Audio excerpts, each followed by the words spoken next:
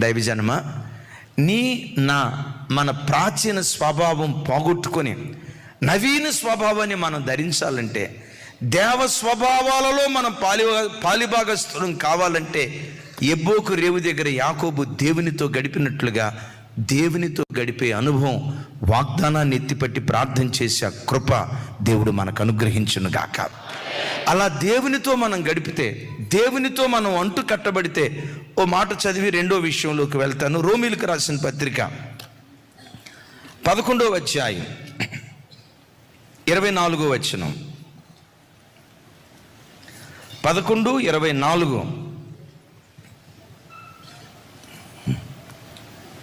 11:24 నాతో కలిసి చెప్పండి అందరూ. ఎట్లనగా, నీవు స్వాభావికమైన అడవి ఒలీవ చెట్టు నుండి కొయ్యబడి స్వభావ విరుద్ధంగా మంచి ఒలీవ చెట్టున అంటు కట్టబడిన యొడల. నా వైపు చూడండి. మనమందరం ఎవరిమై అంటే స్వాభావికంగా అడవి ఒలీవ చెట్లం. ఎవరి మనం చెప్పాలి గట్టిగా, కొంచెం గట్టిగా. మనం ఎవరిమై అంటే స్వాభావికంగా అడవి ఒలీవ చెట్లు. మనిషి అలాంటి వాడంటే, నిజంగా చెప్పాలంటే అడవి మనిషి. పశ్చిమ గోదావరి జిల్లాలో జస్ట్ 2 days బ్యాక్ ఫోన్ చేసి చెప్పారట, అమ్మా నీకు భర్త లేడు కదా, నువ్వు పేదదానివి కదా, నీకు ప్రతి నెల సహాయం చేస్తామని 2-3 నెలలు సహాయం పంపించారట. 3వ నెల కూడా, అమ్మ ఈసారి నీకు పెద్ద పెట్టె గిఫ్ట్గా పంపిస్తున్నాం, ఆ పెట్టెలో చాలా సామాగ్రి ఉంది అని చెప్పి తూర్పుగోదావరి పశ్చిమ గోదావరి పార్సిల్ పంపించారట. ఆ పార్సిల్ పెద్ద వ్యాన్ మీద వస్తే 2-3 మనుషులు ఆ పెట్టి తీసుకెళ్ళి ఇంట్లో పెట్టారట. అమ్మా వాళ్ళు మీకు పార్సిల్ పంపించారు, నీకు ఏమని చెప్పని ఆ పార్సిల్ ఇచ్చి వెళ్ళిపోయారు. పాపం ఆ పేద వెధవరాలు, భర్తలే నా బిడ్డ, నాకేం కానుక పంపించారో, నూతన సంవత్సరం రాబోతుంది కదా, వెండి పంపించారో, బంగారం పంపించారో, పట్టు వస్త్రాలు పంపించారో, ఆహార పదార్థాలు పంపించారో అని చెప్పి ఆ పెట్టి ఓపెన్ చేస్తే సచ్చిన శవం వచ్చిందంట పార్సిల్లో. ఆ శవం కూడా ఎట్లుందో తెలుసా? ముఖమంతా చెక్కి అసలు ఆ మనిషి ఎవరో ఆనవాళ్ళు కూడా కనపడకుండా. మనిషి స్వభావం అడవి మనిషి స్వభావం. ఈరోజు మనం ఎందుకు మారేమో చెప్పమంటారా? సారవంతమైన ఒలీవ చెట్టు ఒక ఆయన ఉన్నారు, ఆయనే మన ఆరాధ్య దైవం ప్రభు అయిన యేసుక్రీస్తు వారు. అడవి ఒలీవ చెట్ల అంటే మనం పుట్టిన స్థానం నుంచి విరిచివేయబడి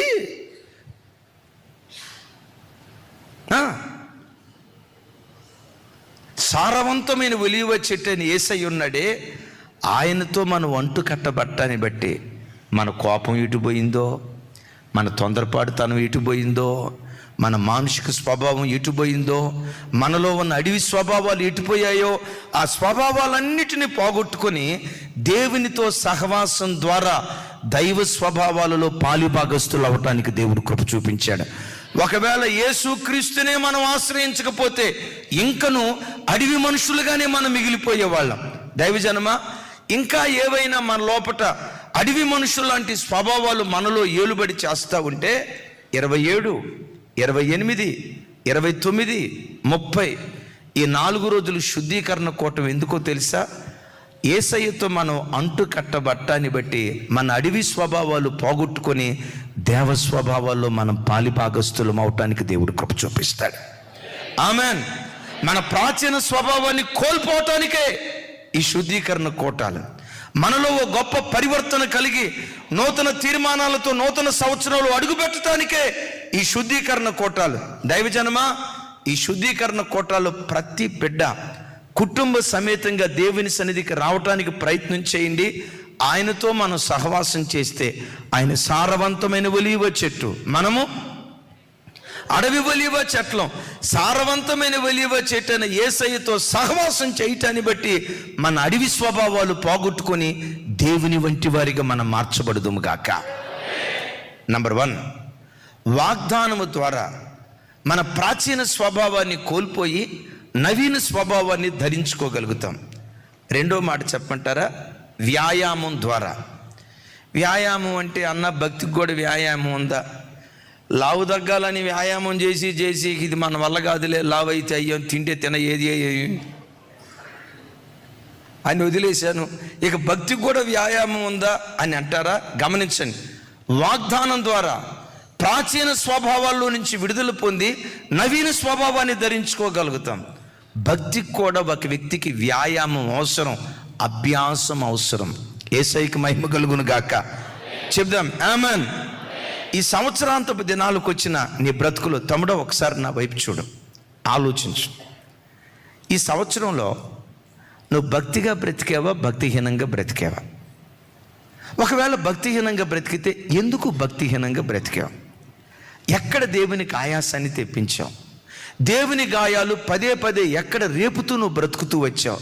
కూర్చొని ఆలోచించి, దేవా ఇదిగో ఈ విషయంలో నా లోపం ఉందయ్యా, ఈ విషయంలో నా పద్ధతి బాగలేదయ్యా, ఈరోజు కఠినంగా తీర్మానం చేసుకుంటున్నా, నా స్వభావాన్ని మార్చుకుంటాను, నూతన నిర్ణయాలతో నూతన సంవత్సరంలో అడుగు పెడతానని ఓ బలమైన తీర్మానం చేసుకొని, ఓ ఖచ్చితమైన నిర్ణయం తీసుకొని మనం అడుగులు వేయటం ప్రారంభిస్తే, మానసిక శాస్త్రవేత్తలు ఒక మాట చెప్తారు, ఒక మనిషి ఏదైనా ఒక పని 14 రోజుల పాటు కంటిన్యూస్గా చేస్తే మార్పు ప్రారంభమైద్దట.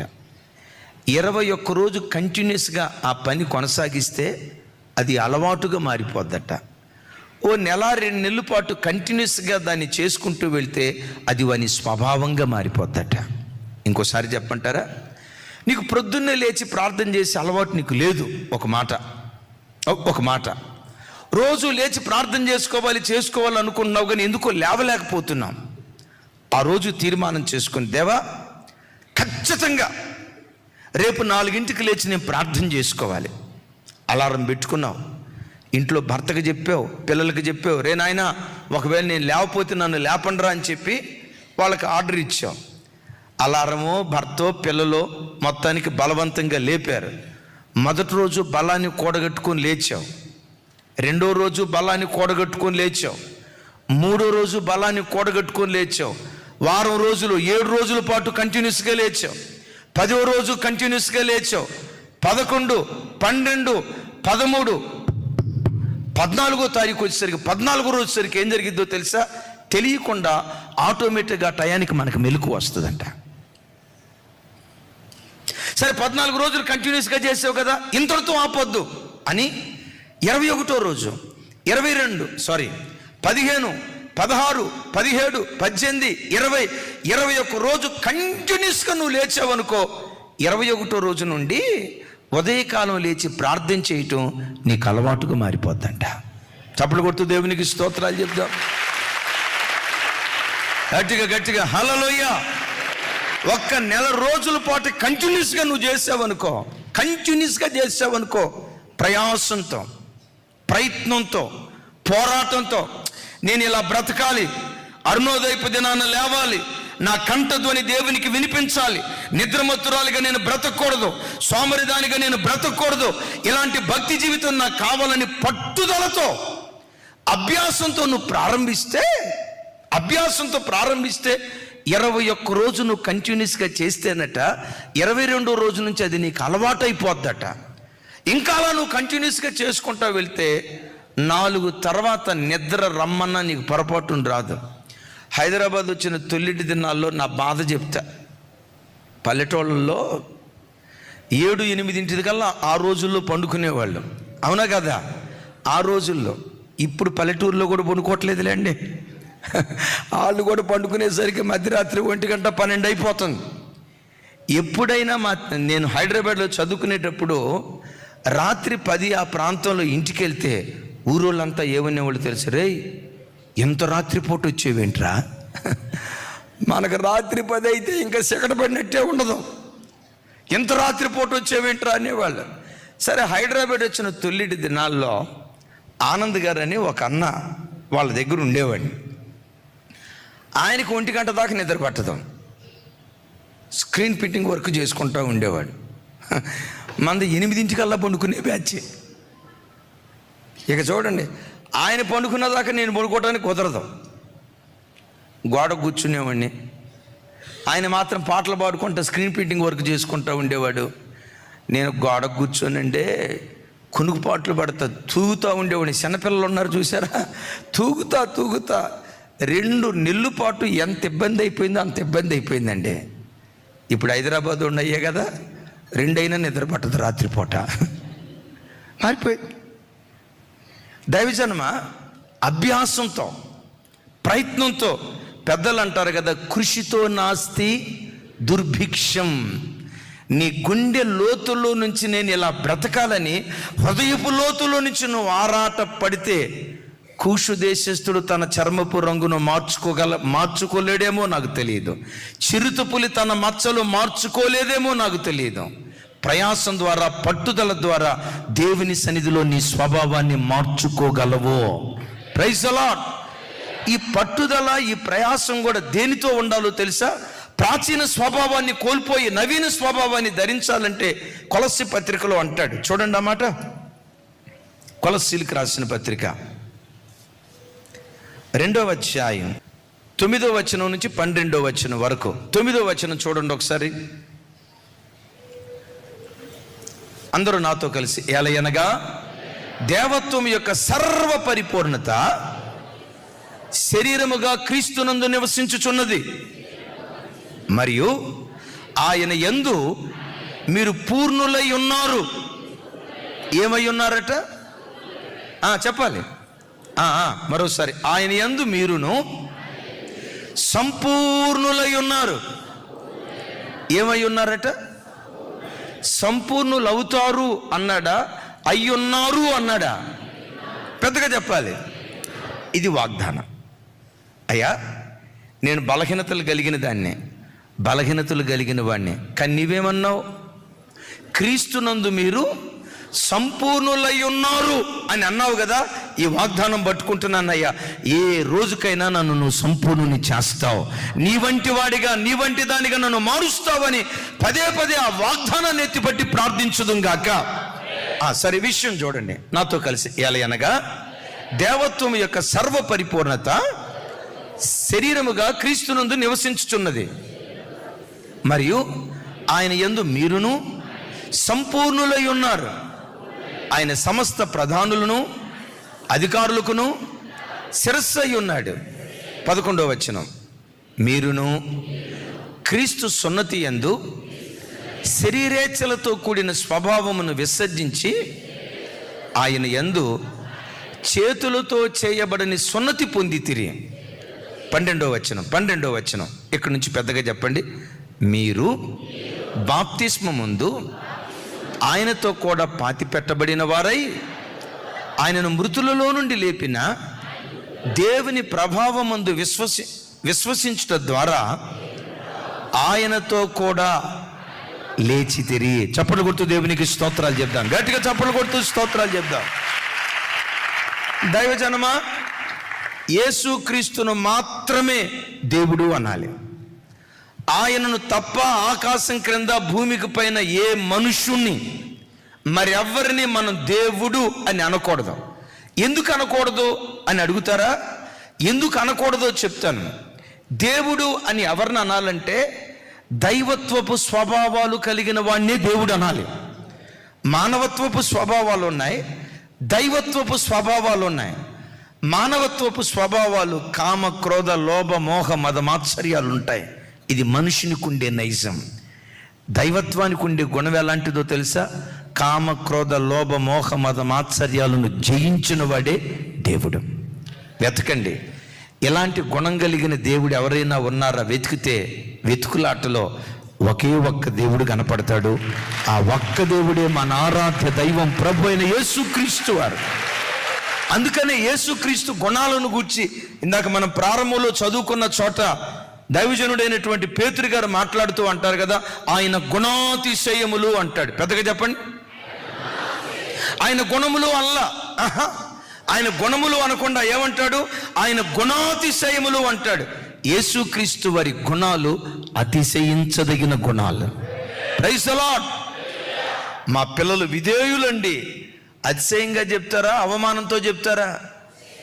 మా పిల్లలు విధేయులండి, మేం గీసిన గీత దాటరండి, నేనంట మంచి గుణాలను అతిశయంతో చెప్తాం. మీకు తెలుసా మా అబ్బాయి తాగుబోతండే అని అంటారా? అని అంటారా? మా ఊరు తిరుగు, ఆ పనికి మళ్ళీ మాటలు ఎందుకులే అని అంటారా? అవమానంతో అల్లాడిపోతాం. గుణం మంచి గుణం అయితే అతిశయంగా చెప్తాం. యేసుక్రీస్తు గుణాలు ఎలాంటివో తెలుసా? అతిశయించదగిన గుణాలు. హల్లెలూయా!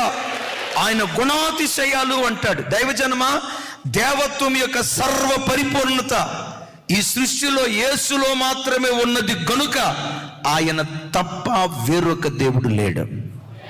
అయితే ఆయన ఆశ ఏంటో తెలుసా? ఆయన ఎంత సంపూర్ణుడో ఆయన సంపూర్ణత మనలో చూడాలని దేవుడు ఆశపడ్డాడు. ఆ సంపూర్ణత మనలో రావాలంటే బిడ్డలారా వినండి, ఇక్కడ సున్నతి కార్యక్రమం జరగాలి. పాత నిబంధనలో కత్తితో సున్నతి చేసేవారు, చర్మాన్ని కత్తిరించేవాళ్ళు. క్రొత్త నిబంధనలో వాక్యమనే కత్తితో అంతరంగ స్వభావాన్ని ప్రతి దినం నువ్వు కత్తిరించుకుంటూ రావాలి. వాక్యమనే కత్తెర. కత్తెర అంటే రెండు కత్తుల కలయిక. పెద్దగా చెప్పండి. కత్తెర అంటే, కత్తెర అంటే రెండు కత్తుల కలయిక. కత్తి వేరు, కత్తెర వేరు. కత్తి అంటే, కత్తెర అంటే రెండు కత్తుల కలయిక. మన చేతుల్లో ఉన్న ఈ పరిశుద్ధ గ్రంథమైన బైబిల్ కూడా ఇది కత్తెర, రెండు కత్తుల కలయిక. ఒక కత్తి పాత నిబంధన, రెండవ కత్తి కొత్త నిబంధన. ఈ వాక్యమైన కత్తెర చేత ప్రతి దినం కత్తిరించబడాలి. హల్లెలూయా! వాక్యం ఎంత శక్తివంతమైనదంటే ఆ వాక్యం ద్వారా నిన్ను మరల్చుకోవటానికి ప్రతిదినం అభ్యాసం చేయాలి. వాక్యం ఎంత శక్తివంతమైనదంటే, ఒక మాట, ఒక ఆయన వెంట్రుకలు తెల్లబడ్డాయి, చిన్న వయసులో తెల్లబడ్డాయి. మన చర్చికొచ్చి ఒక తమ్ముడు ఉన్నాడు. అటు వయసు చిన్న వయసు, 17వ సంవత్సరం నుండే వెంట్రుకలు తెల్లబడ్డాయి. ఆ వెంట్రుకలు తెల్లబడిన పరంపరలో పాపం బిడ్డ తలకి ఏదో రంగు వేసేవాడు. రంగు ఎన్ని రోజులు ఉంటుంది? జీవితకాలమా? ఎవరురా మనిషి? రంగు ఎన్ని రోజులు ఉంటుంది? తర్వాత పోయేది. అక్కడక్కడ పైనేమో నల్లగా ఉండేది, కుదురులోనేమో తెల్లగా ఉండేది. మరలా పాపం ఏదో ప్రయాసపడేవాడు. ఆ బిడ్డను చూస్తే నాకు భలే బాధ అనిపించేది. ఇంత చిన్న వయసులో తెల్లంట్రుకలు ఏం తిరుగుతాడురా బాబు, కాస్త మనసులో బాధ అనిపించేది. అయితే గమనించండి, వారానికి ఒకసారి పాపం ఆ బిడ్డ రంగు వేసుకోవాలి. వేసుకోలేదు అనుకోండి,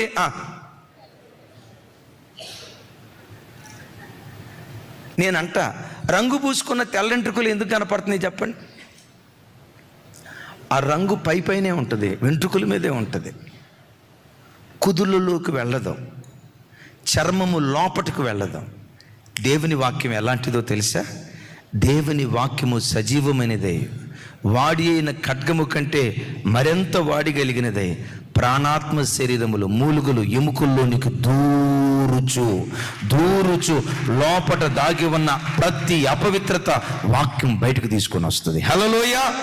చెప్దాం హల్లెలూయా!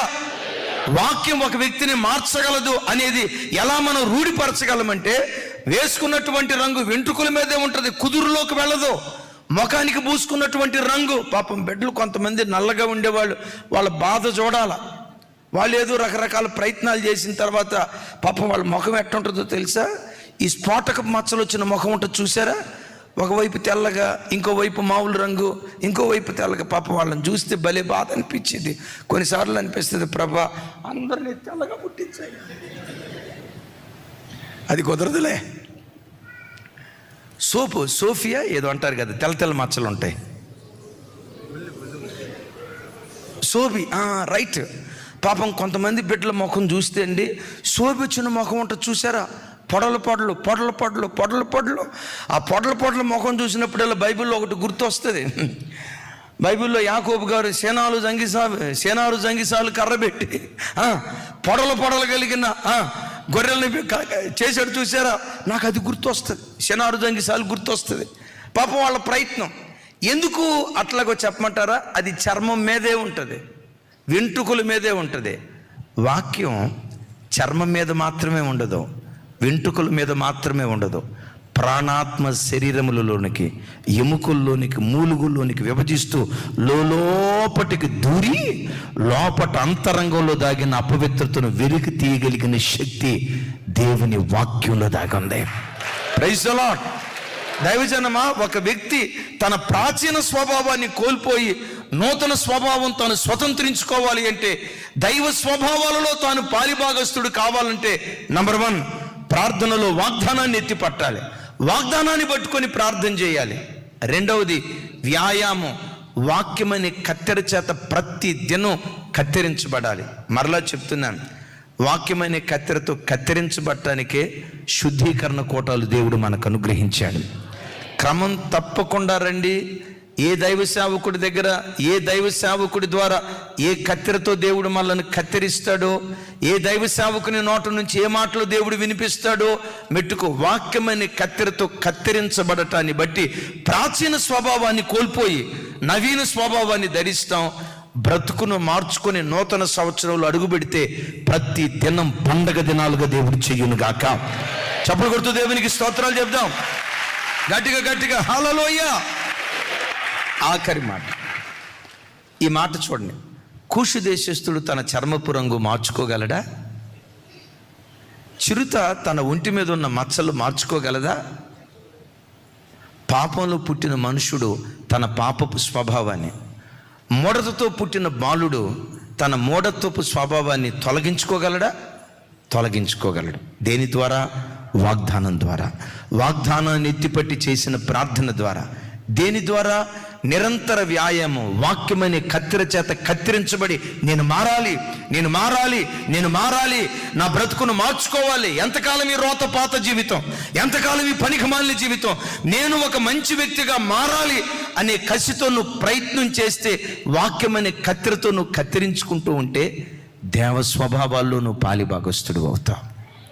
ఆఖరి మాట చూడండి, తీతుకు రాసిన పత్రిక, ఇది చదువుకొని ప్రార్థన చేసుకుందాం. తీతుకు రాసిన పత్రిక 3వ అధ్యాయం 5వ వచనం. 3వ అధ్యాయం 5వ వచనం. అందరూ నాతో కలిసి చెప్పండి. మనము నీతిని అనుసరించి చేసిన క్రియల మూలముగా కాక తన కనికరము చొప్పుననే పునర్జన్మ సంబంధమైన స్నానము ద్వారా. ఏ స్నానం? పునర్జన్మ సంబంధమైన స్నానము అంటే బాప్తిస్మం. రైట్? యేసుక్రీస్తు నమ్ముకున్న ప్రతి వ్యక్తి పునర్జన్మ సంబంధమైన స్నానం చేయాలి. ఆ స్నానమే బాప్తిస్మపు అనుభవం. యేసుకి మహిమ కలుగును గాక. బాప్తిస్మం ద్వారా మనం నీతిమంతులుగా తీర్చిదిద్దబడతామని దేవుని యొక్క వాక్యంలో రాయబడి ఉంది. యేసుకి మహిమ కలుగును గాక. సరే, ఇక్కడ చూడండి. నీతిని అనుసరించి చేసిన క్రియల మూలముగా కాక తన కనికరము చొప్పుననే పునర్జన్మ సంబంధమైన స్నానము ద్వారాను పరిశుద్ధాత్మ మనకు నూతన స్వభావము కలుగు చేయుట ద్వారాను మనలను రక్షించెను. ఇప్పుడు చెప్పండి, నూతన స్వభావం నిజంగా ఒక మనిషికి వస్తుందా? వస్తుంది. ఎవరి ద్వారా? ఎవరి ద్వారా? నేనంట, యేసయ్యను ఆరాధించే ప్రతి క్రైస్తవుడు తన హృదిలోకి పరిశుద్ధాత్ముడిని ఆహ్వానిస్తే పరిశుద్ధాత్ముడు నీలోనికి వచ్చి ఆయన పని చేయటం ప్రారంభిస్తాడు. ఎలా పనిచేస్తాడో తెలుసా? ప్రాచీనపు స్వభావాలు సిలువేసి ముందెన్నడూ నీలో చూడని ఒక నూతన వ్యక్తిత్వాన్ని నీలో నుంచి బయటకు తీసుకురావటం ప్రారంభిస్తాడు. ప్రాచీన స్వభావాన్ని కోల్పోతావు, తెలియకుండా ఒక నూతన స్వభావం, నీతి, యథార్థత, పవిత్రత, భక్తి కలిగిన ఒక నూతన స్వభావాన్ని నీ లోపట పుట్టించేవాడు పరిశుద్ధాత్మ దేవుడు. సింపుల్ అండి. ఆ గోడలు ఉన్నాయి కదా అమ్మ, అటు చూడండి ఒకసారి. గోడలు అటు చూడండి తల్లి. పోయిన ఆదివారం గోడలు ఎట్లున్నాయి, ఈరోజు ఎట్లా ఉన్నాయి? పోయిన ఆదివారం ఎట్లున్నాయో తెలుసా? మీరు పిల్లలు చర్చికి వస్తారు కదా, మీ పిల్లలకి ఆడికి పెన్నిచ్చి, మీరు మామూలు వాళ్ళ తల్లే, మీ ఇల్లు కూడా అట్లాగే పాడు చేస్తూ ఉండి ఉంటారు. దేవుని ఇంటినే ఇట్లా మీరు పాడు చేశారంటే మీ ఇంటిని ఎంత బాగా పాడు చేస్తారో మాకు అర్థం అవుతుంది. పిల్లలకి తినుబండరాలు సేవకురాలు చెప్తారు, పిల్లలకి తీసుకొచ్చేటప్పుడు దానా దానా 2 గంటలకు కూడా దానా. సరే పోనే. ఆ cover, plastic cover, biscuit cover open చేశారు. ఓపెన్ చేసి ఎక్కడ పెడతారు మీరు చెప్పండి? పాపాత్ములారా, ఎంతైనా భయం ఉందా తల్లిలకే? అక్కడ పడేసిపోతా. మీకు ఎన్ని గుండెలు అసలు. నాకు డౌట్, వీళ్ళు మీ క్రమశిక్షణ నేర్పలా అని అనుకుంటున్నా. అరే దేవుని మందిరమే, ఈ ప్లాస్టిక్ కవర్లు ఇక్కడ ఎవరు శుభ్రం చేస్తారు? మన దేవుని మందిరాన్ని మనం శుభ్రం చేసుకోవాలి కదా. అరే ఇట్లా వేసుకొని వెళ్ళటం ఆలోచన కొంతమందికి ఉండదు. ఉండకపోగా పిల్లలకు పెన్నిచ్చి, నాయనా నువ్వు నంబర్ 1 ఆర్టిస్టు కదా నాయనా. ఆర్టిస్ట్ ఎవరు? జకీర్ హుసేన్ ఎవరు? ఆటలు బాగా వేస్తాడు ఒక ఆయన, మన సలాం అలైకుం ఉన్నాడు కదా, మంచి అమ్మ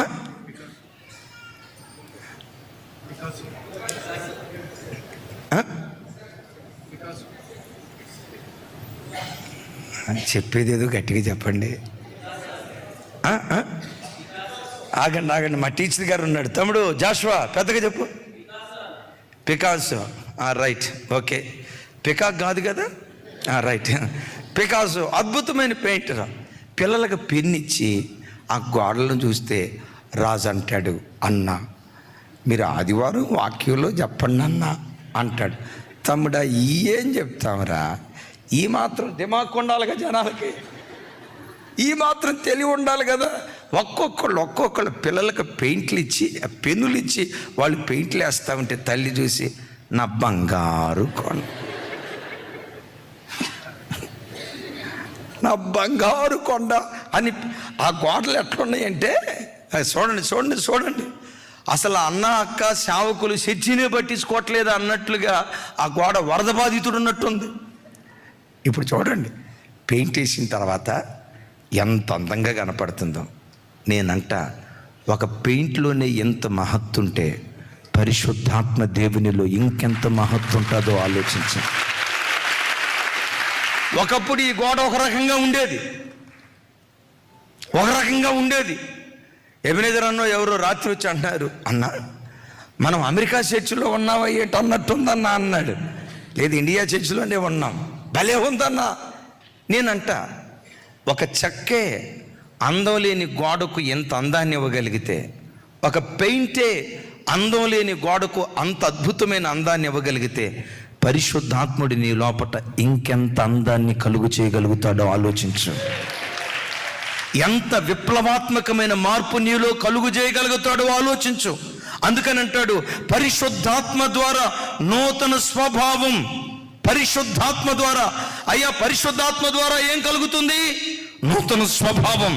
ప్రాచీన స్వభావాన్ని కోల్పోయి, అపవిత్రత, మూఢత్వము, భక్తిహీనత, అంధకారం వీటిని కోల్పోయి నీతి, యథార్థత, భక్తి, పవిత్రత, ఓ రకంగా చెప్పాలంటే యేసుక్రీస్తు ఎట్టివాడో అట్టివాడిగా నిన్ను నన్ను మార్చగలిగిన శక్తి పరిశుద్ధాత్మ దేవునిలో దాగుంది.